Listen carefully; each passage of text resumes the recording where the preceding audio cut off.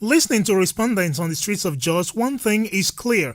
Both residents and the authorities should have seen the November crisis coming. This should not be happening. And I think we have outgrown this, even in Plateau State. Because what we went through in 2001, I am surprised that people are still nursing this kind of carnage in their hearts. That after 7 years, you are still nursing an urge to kill somebody. Is unbelievable. That makes us less than human beings. That makes us less than animals.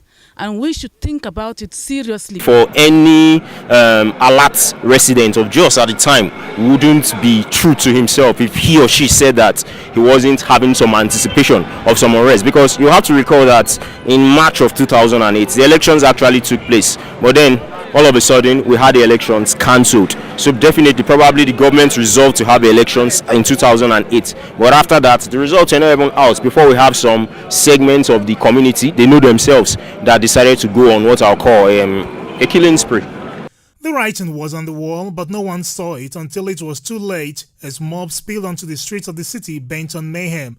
In the end, hundreds were killed, property worth millions, maybe billions even, destroyed, and community relations altered. The situation is like a negative peace situation where everybody is still suspicious of each other. Never mind, you have some northerners here, not far away from me, southerners, but everybody's still quite suspicious of each other. A quick draft of soldiers and police immediately brought the crisis under control. A 9 to 6 curfew continues to bite into the social life of Jos.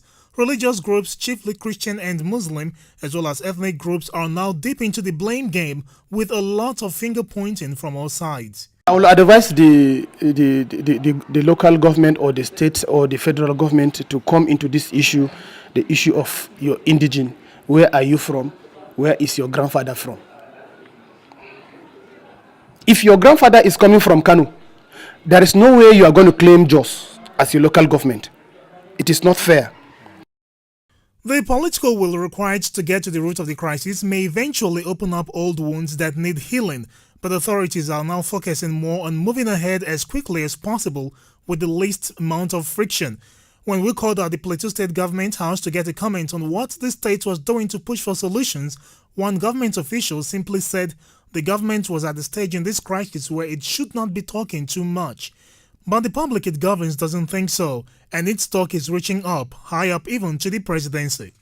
Is there that political will? Ogami, you see, the young man has tried in the sense that the federal government has interest in this case. In the court of law, the state has to put in judiciary committee to investigate into what happened pertaining the crisis. It is only the state has the power to investigate on what happened pertaining the crisis in Plateau State, not the federal government. A political shuffle is in progress to determine the kinks in financial compensation for lost lives and property. Legal moves are equally on to prosecute more than 500 suspects arrested on allegations of involvement in the crisis, while commissions of inquiries are to publish white papers on the city's past crisis and hopefully chart a new course. Standing at terminus, one part of the city accessible to all tribes in Jos, this man hopes so. Kamar dai mutane wanda suke a gaskiya yanzu wasu ba sa nan. Things are okay, he says, but there has been a setback. People who used to be here are no longer here. What's happened affected everyone. We should live in peace with one another, no matter your religion and where you come from. November 28 ina nan a cikin Jos. The lesson in that may be an even better solution. I'm Judd Leonard Okafor.